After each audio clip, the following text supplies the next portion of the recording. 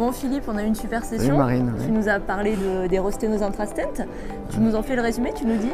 Alors écoute, pour moi la rosténose intrastent itérative, qui est un vieux problème en fait même avant le stent, c'est quelque chose maintenant qui doit être considéré sur trois bords. La première, c'est donc l'hyperplasie intimale, le cancer de la coronaire. Et je crois que peut-être le truc le plus facile à faire, puisque c'est quelque chose qui n'est pas prévisible, puisque le résultat est bon immédiatement. Et je pense qu'il faut sûrement traiter cette rosténose intrastent donc due à une hyperplasie intimale par de l'atherectomie, soit rotative, soit donc par angiosculte et par ballon coupant, pour vraiment traiter la masse donc élastique de rosténose qui va nous permettre d'avoir un bon résultat.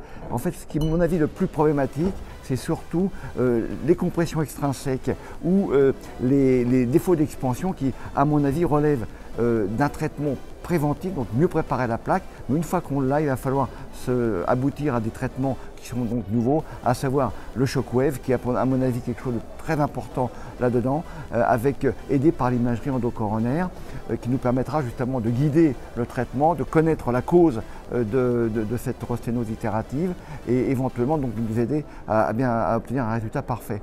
Il faut savoir que c'est peu utilisé et dans mon cas, je l'utilise également peu, l'imagerie endocoronaire, parce que j'utilise beaucoup de stent boost, de rehaussement, donc de contour. J'essaye de garder ça pour justement apprécier le résultat final et donc me permettre de guider le geste avec les nouveaux outils que sont le shockwave par exemple dans ce cas précis.